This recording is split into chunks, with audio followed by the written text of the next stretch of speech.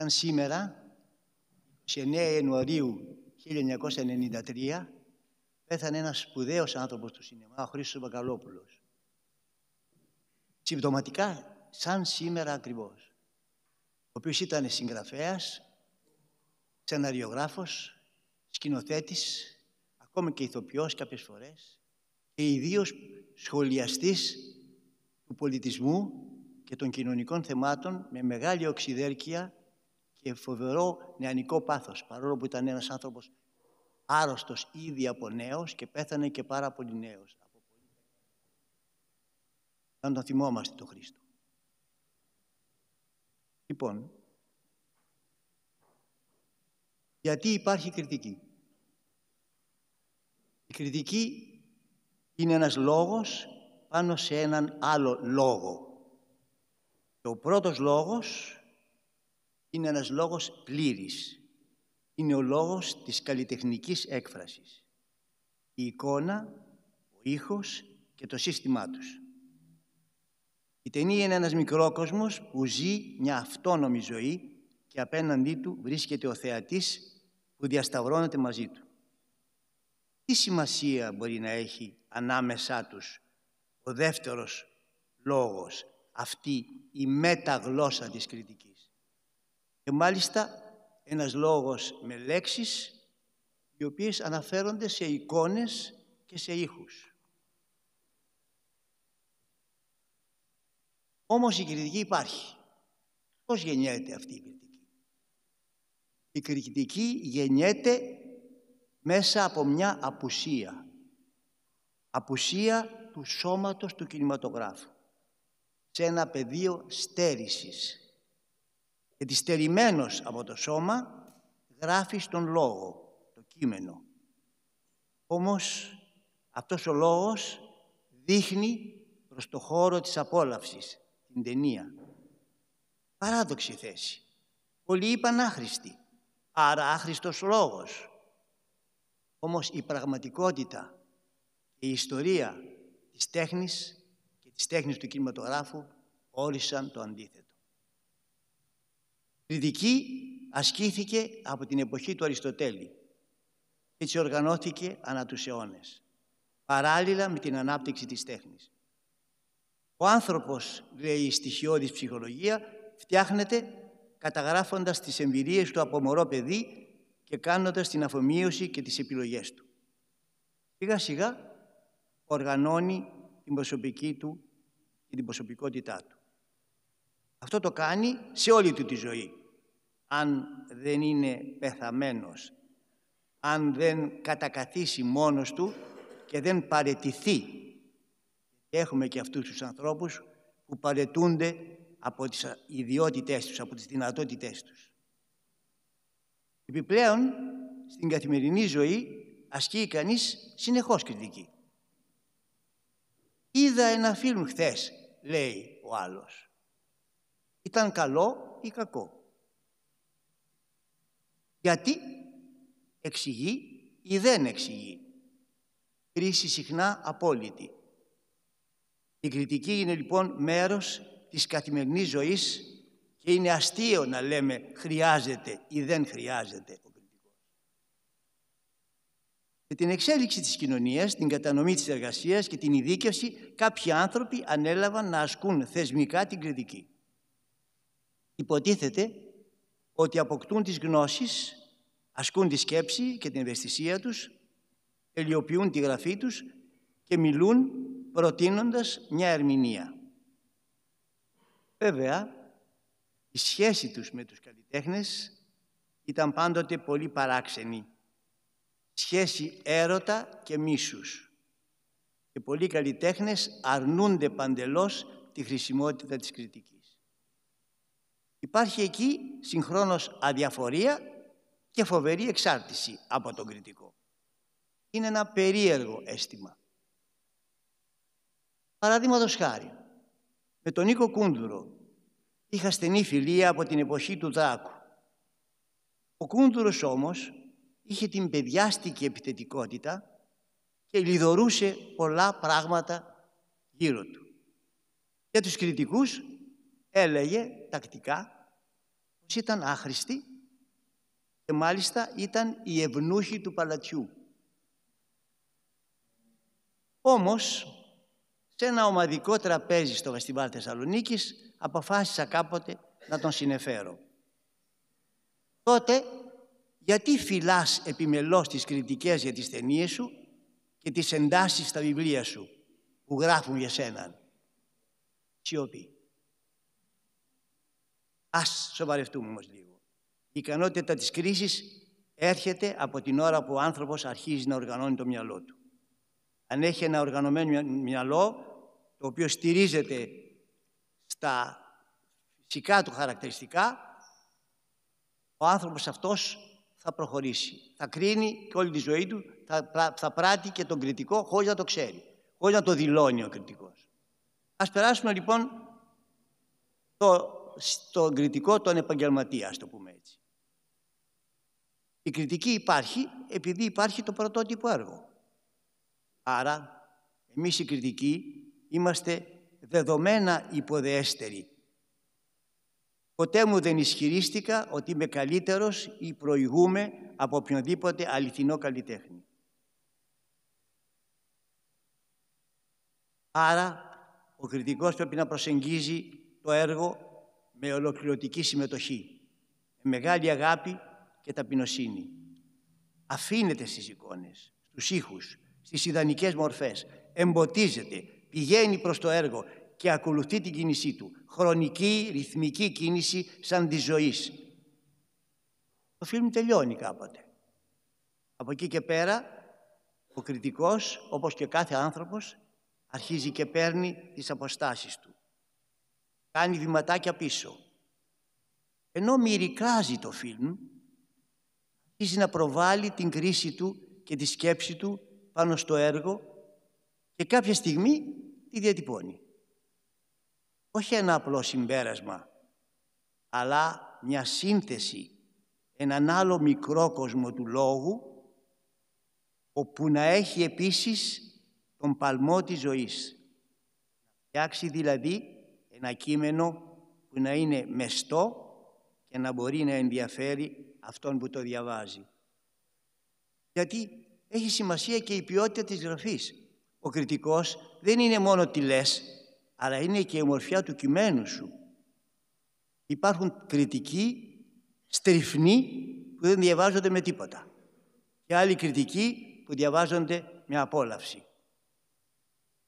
Για να μην κατηγορηθώ ότι μιλώ για συναισθήματα, όνειρα και ολίγη μεταφυσική, θα αναφέρω συνοπτικά τις απαραίτητες προϋποθέσεις για την κριτική. Πρώτα, οι βοηθητικές γνώσεις από τις επιστήμες. Καταρχήν βέβαια η ψυχολογία και ειδικότερα η ψυχανάλυση. Ανάλυση των ηρώων της ταινίας, αλλά και διαπίστωση του υποκειμένου, του δημιουργού, ίσως και του κριτικού, του άλλου λόγου. Ύστερα η κοινωνιολογία, η ιστορία, η οικονομία, η εξέλιξη των παραδοσιακών τεχνών, αλλά και των αισθητικών θεωριών. Τέλος, η γραμματική και το συντακτικό του κινηματογράφου. Παραγωγή και οικονομία, σενάριο, μοντάζ. Βέβαια, η ιστορία του κινηματογράφου. 2.000 σπουδαίες ταινίες διαχρονικά, απαραίτητο για να μην ανακαλύπτουμε κάτι παμπάλαιο και κοινότοπο, εκστασιασμένοι ως κάτι καινούριο. Το σινεμά, όντας σύνθεση των τεχνών, απαιτεί και μια σύνθεση των γνώσεων. Όμως βέβαια, κανένας κριτικός δεν μπορεί να συγκεντρώσει όλα αυτά τα προσόντα μαζί. Άρα είμαστε όλοι εμείς ατελείς απέναντι στο χρέος μας. Γιατί είναι αδύνατον να φτάσουμε στη σύνθεση όλων των γνώσεων που θα μας επέτρεπε πραγματικά να είμαστε έτοιμοι από κάθε οπτική γωνία να γράψουμε την ιδανική κριτική.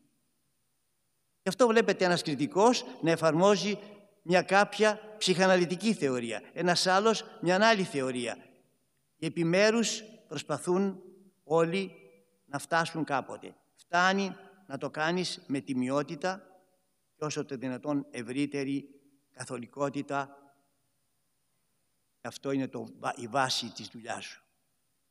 Τελικά, με τη μεγαλύτερη δυνατή αισθαντικότητα, ώστε να μπορέσεις να μεταφέρεις αυτή την αγάπη σου για το έργο, την αγάπη σου για το έργο προς τον αναγνώστη σου. Γι' αυτό λέμε, ενδιαφέρει η κριτική της ομορφιάς και όχι η κριτική της ασχήμιας. Αυτός κριτικός τοποθετεί τον θεατή όχι σε παθητική στάση, αλλά σε ενεργητική κίνηση προς μια δική του δημιουργική προσωπική σύνθεση. Η κριτική δεν θα πρέπει να είναι ένα κλειστό σύστημα. Θα έχει τότε συναντήσει το πολλαπλό, πολύσιμο έργο τέχνης και μαζί τον ενεργό δέκτη.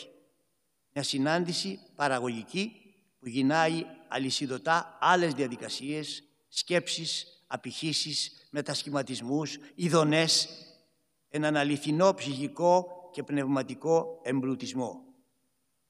Είπε ο μεγάλος Ρολάν Μπάρτ, το φιλμικό είναι το μη δυνάμενο να περιγραφεί. Αρχίζει εκεί όπου τελειώνουν η αρθρωμένη γλώσσα και η μεταγλώσσα. Άρα η άσκηση της κριτικής είναι ένας αληθινός πείθος των Δαναίδων. Μια προσπάθεια με συνείδηση όμως του απείρου.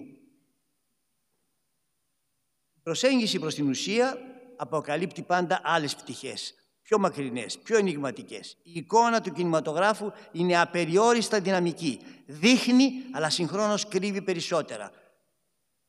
Ο δημιουργικός θεατής θα ανακαλύψει σίγουρα καινούρια πράγματα, όπως συμβαίνει άλλωστε όταν ξαναβλέπουμε μια σπουδαία ταινία μετά από καιρό. Ερχόμαστε στην κριτική του κινηματογράφου πρακτικά όπως ασκείται σήμερα. Εδώ τα πράγματα δεν είναι πολύ καλά. Η κριτική κινηματογράφου βρίσκεται σήμερα σε κρίση. Από την τεράστια ποσοτική και ποιοτική ανάπτυξη των μέσων κοινωνικής επικοινωνίας και ενημέρωσης. Από τη μια, τίνουμε προς μια παγκόσμια δημοκρατία. Όλοι έχουν πρόσβαση σε όλα. Όλοι βλέπουν, ακούν και μιλούν. Θετική εξέλιξη. Από την άλλη, αυτή η ομογενοποίηση συντελείται προς τα κάτω, στον ελάχιστο κοινό παρονομαστή. Ξεκινάει από τη χιονοφτιβάδα των εκμεμπομένων εικόνων και λέξεων τηλεοπτικά και ιντερνετικά, δημόσια και ιδιωτικά, μαζικά και ατομικά. Αυτός ο καταιγισμός πληροφοριών και οπτικοακουστικής προσφοράς αντιστοιχεί με το σημερινό σφιγμό της κοινωνικής μας ζωής. Το πρέπει να το θυμόμαστε. Κατανάλωση επί ταχύτητα. Κατανάλωση συνεχώς όλο και πιο ηλικιώδης. Το ένα πρόγραμμα, η πληροφορία ακολουθεί γοργά ή διώχνει το άλλο, με παρεμβαλλόμενες συνεχώς διαφημίσεις. Η εικόνα, η λέξη μένει ελάχιστα στο αντιληπτικό μας πεδίο. Η πίεση είναι αφόρητη προς το στιγμιαίο, το ακαριέα αντιληπτό και κατανοητό.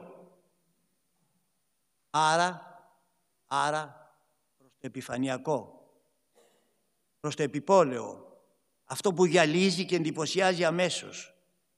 Σλόγγαν τελικά. Από τις λέξεις, το μοντάζ εικόνων, περάσαμε στο σήμα σύνθημα, τις αφαιρέσεις των φωνιέντων, στο γκρίκλις, στη βροντερή γιγάντια μονή εικόνα. Περάσαμε στα αστεράκια, στις βαθμολογίες, στα κυριαρχικά tops. Όλα αυτά που ορίζουν τον νέο κανόνα της επικοινωνίας και της αξίας στα social media. Ποια αξία? Πιο ισχυρή πόλη. Η επανάληψη, η συνέχεια του ίδιου χωνεμένου χυλού. Και τάχατε σε αντίβαρο η ιστερική δοξολόγηση του νέου, του έξυπνου ευρήματος, του παραξενίσματος. Από τη μια ο λαϊκισμός της μετριότητας και από την άλλη ο φετιχισμός της μόδας. Πίσω από όλα αυτά κρύβεται κάτι απλό, αλλά κυρίαρχο. Το χρήμα, το μάρκετινγκ, οι πωλήσεις. Η αναζήτηση του νέου πεδίου που θα κινητοποιήσει το κοινό και θα φέρει τον καινούριο πακτολό των χρημάτων. Τα τελευταία χρόνια στο σινεμά, ο νέος παράγων αξίας, πάμε ένα άλλο κεφάλαιο, είναι η απλοϊκή ιδεολογία. Τα ψυχολογικά και κοινωνικά κινήματα, τα σοβαρά αυτά πράγματα, επιβάλλουν επιτακτικά μια νέα θεματολογία, η οποία ευτελίζεται με τις εικόνες συχνά. Φεμινισμός ως τα άκρα, MeToo κλπ. Διεθνείς ανατροπές, πόλεμοι, κινήματα που γεννούν προσφυγιά και αναμίξεις και συγκρούσεις φυλών, πολιτισμών, ιδιαιτέρων χαρακτηριστικών. Παρασκηνιακά πράγματα, πολλαπλά κινήματα όπως τα LGBT. Όλα αυτά στρατοπεδεύουν επιφανειακά στο προσκήνιο με σχηματικές ως προσχηματικές μορφές, διαμορφωμένες βιαστικά στα γραφεία σεναρίων, σε σεμινάρια με έτοιμες φόρμουλες, χωρίς βαθύτερη ψυχική ορίμαση και χωρίς μορφολογική επεξεργασία, χωρίς δηλαδή τη θεμελιώδη αναγκαιότητα.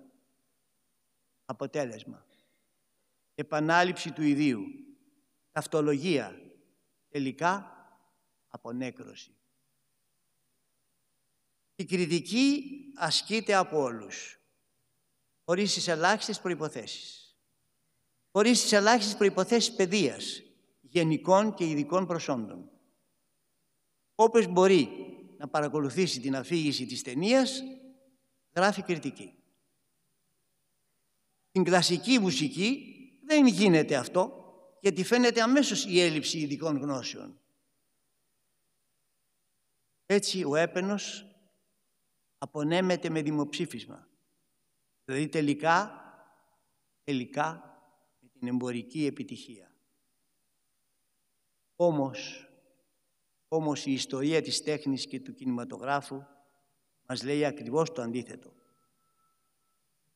Στο περίφημο IMDb, στα sites των απέδευτων, χιλιάδες εκπέμπουν ναρκισσικά προς την οικουμένη. Υποτυπώδη κείμενα, εντυπώσεις σχολικών περιοδικών, αλλά διατυπωμένα αποθεματικά, με απόλυτα σίγουρες γνώμες. Ο τύπος, έντυπος και ηλεκτρονικός, πιέζεται φοβερά. Αφού στα πολιτικά και στα κοινωνικά επιβάλλεται η κραυγή σλόγγαν, πώς αλλιώτικα θα γίνει στα πολιτιστικά, στο καημένο το σινεμά. Η ορμή για σύντομη, απλή, τσεκουράτη κριτική, όχι ανάλυση, ιδίως αισθητική τεχνική. Περιγραφή και βιαστικό συμπέρασμα, καλό-κακό. Σχεδόν όχι κείμενο. Αστεράκια. Σε παγκόσμιο επίπεδο τα μέσα επικοινωνίας αντικαθιστούν τους σοβαρούς κριτικούς με κοσμικούς χρονογράφους εντυπώσεων, συχνά επηρεαζόμενους από τους παραγωγούς ταινιών, ακόμα και με υλικές παροχές. Στην Αμερική πριν μερικά χρόνια είχε γίνει ένα μεγάλο σκάνδαλο στον τύπο. Ένα γνωστό καλλιτεχνικό έντυπο αρκετά, το Village Voice, στις ΗΠΑ, απέλυσε ξαφνικά, χωρίς καμία αιτία, τον κριτικό κινηματογράφο που είχε, που ήταν ένας από τους καλύτερους κριτικούς του κόσμου, τον Τζέι Χόμπερμαν. Ξεσηκώθηκε ο κόσμος, ξεσηκώθηκαν τα ειδικά μέσα. Φυσικά, κανείς δεν τρόμαξε. Έτσι ήθελαν, έτσι έκαναν. Το χρήμα αποφάσιζε. Βέβαια, μετά από μερικά χρόνια το Village Voice σταμάτησε να βγαίνει. Ο Χόμπερμαν συνέχισε να γράφει κριτική και να διαβάζεται μέχρι σήμερα. Θα πάμε λίγο πιο κοντά.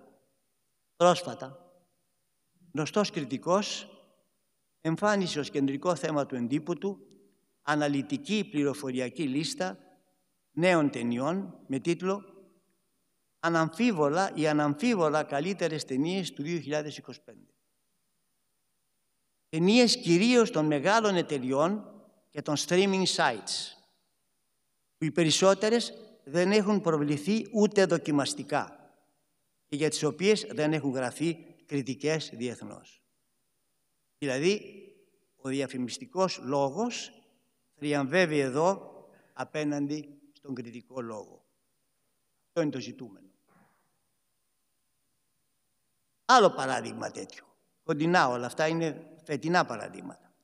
Στην πρόσφατη απονομή των βραβείων Golden Globes, η παρουσιάστρια Νίκη Γκλέιζερ είπε: «Ο στόχος του να κάνεις τέχνη δεν είναι να κερδίσεις ένα βραβείο.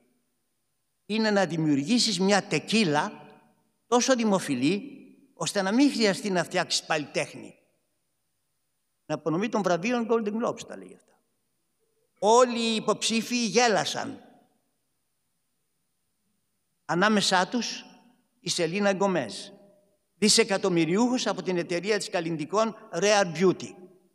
Δίπλα της η Αριάννα Γκράντε, έχει και αυτή ανάλογη εταιρεία. Οι άντρες πάλι έχουν εταιρείες ποτών.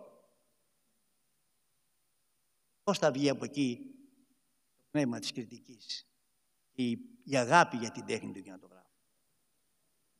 Αυτή η επιπόλαιη στάση και αυτός ο απίστευτος όγκος οπτικοακουστικών δεδομένων παρασύρει σαν χήμαρος τα πάντα σε ακατάπαυστη ροή.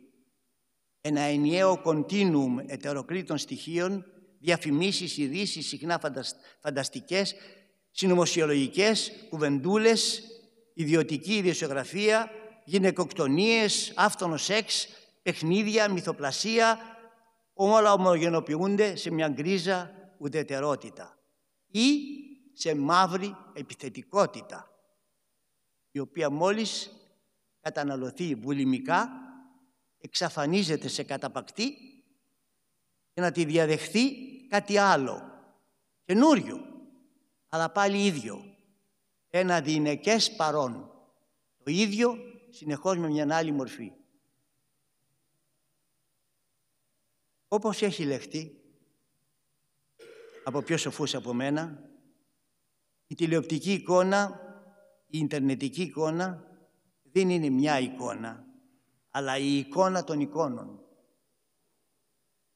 Τα διαφορετικά τείνουν να λειτουργούν όμοια, ενώ συγχρόνως πρέπει να παράγονται πιο όμοια. Αυτό που κινητοποιεί την ανθρώπινη σκέψη και το συναίσθημα, αυτό που είναι η διαφορά, ο σπινθήρας του άλλου, εξαφανίζεται μέσα στο γενικό χάος των εικόνων. Η τηλεόραση δεν παράγει μνήμη, παράγει λησμονιά. Είχε πει κάποτε ένας άλλος μεγάλος από πια. Η τηλεόραση δεν παράγει μνήμη, παράγει λησμονιά. Ο θεατής εξουδετερώνεται και αυτός ως ακατάσχετος καταναλωτής του ίδιου υλικού. Πώς να γνωρίσει κάτι, πώς να ξεχωρίσει κάτι, πώς να θέλει να ξεχωρίσει κάτι ως πραγματικά καλό και όχι απλά ως εντυπωσιακό, χειρότερα ως πασατέμπο, υπνοτικό χάπι, τιμή πολεμική. Ο κινηματογράφος τείνει να υποταγεί, να αρρωστήσει από το παντοδύναμο κατακτητικό ποτάμι. Ακολουθεί κουτσένοντας σαν άρρωστο γεροντικό παιδί. Ο ιός της παθητικής κατανάλωσης τον υποτάσσει. Απέναντι σε αυτή την απεσιόδοξη εικόνα που σας ζωγράφισα, θα ήθελα να αντιπαρατάξω σε κάτι λίγο πιο διαφορετικό. Δεν είναι όλα έτσι. Υπάρχει η πίστη μας στην αληθινή τέχνη. Πιστεύω πως αυτήν ανήκετε όλοι. Έχετε πίστη προς την αληθινή τέχνη του κινηματογράφου. Αλλά αυτή δεν είναι μόνη της, είναι τέχνη καθολική. Όλες οι τέχνες οι καλές είναι έτσι. Αυτό θα πάρω το πρώτο παραδείγματα, θα τα πάρω από το λόγο, από την τέχνη του λόγου. Πρώτα λοιπόν η τέχνη του λόγου που είναι πολύ αρχαία. Γράφει ο Παπαδιαμάντης, ο δικός μας Ντίκενς, σε ένα διήγημα. Μια πάρα πολύ απλή φρασούλα, μια τόση δά φρασούλα. Ένα παιδί καλό παιδί. Το άλλο δεν είχε μάνα.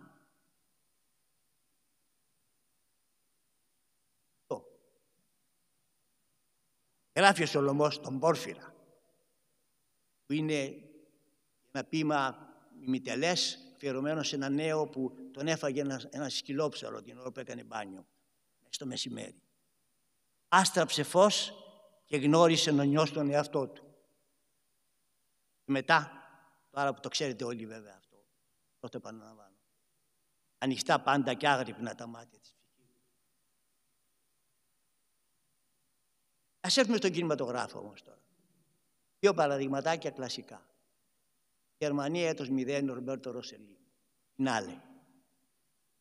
Το παιδάκι, το αγοράκι, σκότωσε τον πατέρα του με την προτροπή του ναζιστή δασκάλου του. Τον έχει επηρεάσει. Ο δάσκαλος όμως όταν του το λέει, τρομάζει για τον εαυτό του και το αποδιώχνει με δειλιγμνία. Του λέει είσαι τέρας, φύγε από εδώ. Το παιδάκι φεύγει μόνο του στον δρόμο. Περπατάει, κλωτσάει πέτρες, παίζει κρυφτό κουτσό, ανεβαίνει στα χαλάσματα, σε ένα σπίτι γκρεμισμένο. Κάνει σουλήθρες. Την επόμενη στιγμή είναι στο πεζοδρόμιο νεκρό. Φινάλε. Το ίδιο Ρομπέρ Μπρεσόν Μουσέτ. Μουσέτ, το κορίτσι αυτό του Ζορς Μπερνανό μυθιστόρημα, το έχουν καταχραστεί όλοι. Ένα κορίτσι στο χωριό. Και τελικά πάει δίπλα στο ποτάμι, είναι μια μικρή πλαγιά. Κάνει βαρελάκια. Και μπλουμ. Ο τρόφος έχει τις απαντήσεις.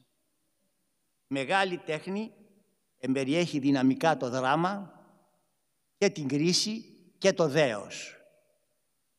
Δηλαδή την αίσθηση και τη συνείδηση της κρυφής αλήθειας.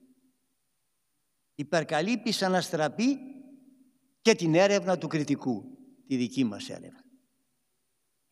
Ο κριτικός τότε, ο μελετητής, απλώς κοιτάζει, επισημαίνει και θαυμάζει με δέος οντολογικά. Πάλι θα μου πείτε, πάτε στη μεταφυσική και στα κρυμμένα πράγματα. Θα σας πω κάτι πιο απλό, πρακτικό τώρα. Ένας από τους καλύτερους σκηνοθέτες της εποχής μας, μέσα από την κρίση του κινηματογράφου, είναι ένας Ρουμάνος, ο Ράντου Ζούντε. Έχει βραβευτεί σε πολλά φεστιβάλ, αλλά αυτό είναι λεπτομέρεια. Η τελευταία του ταινία έχει ένα πολύ ωραίο τίτλο, πολύ πρωτότυπο και πολύ υποβλητικό. «Μην περιμένετε πολλά από το τέλος του κόσμου», είναι ο τίτλος της ταινίας. Εκεί αναρωτιόμαστε, λέτε να φτάσει η ανθρωπότητα να είναι στατικός θεατής, εκστατικός θεατής στο ολοκαύτωμα του τέλους της? Νομίζω όχι. Η αληθινή, η συνεπής τέχνη θα μας στηρίξει να αντισταθούμε. Και για τέλος, θα ήθελα πάλι να πω κάτι αυτό που αγαπάμε όλοι εδώ οι παρόντες, που αγαπάμε τον κινηματογράφο. Μια δήλωση πίστης στον κινηματογράφο. Παρόλα αυτά που είπα εδώ, τα δυσάρεστα ή καλά. Ξεκινάμε από την ερώτηση. Γιατί αγαπάμε τον αληθινό κινηματογράφο? Πολύ απλά. Ο κινηματογράφος ήταν πάντα η φόρμουλα 1 του οπτικοακουστικού. Και τον λατρεύουμε γιατί είναι ένα συναρπαστικό βίωμα αιώνιας ομορφιάς και ζωντάνιας. Μια υπέροχη ταρήχευση της ζωής. Καταγράφει την πραγματικότητα και μας οδηγεί στο όνειρο. Αλλά τι παράξενο, η πραγματικότητα μοιάζει σαν όνειρο και το όνειρο είναι πραγματικό.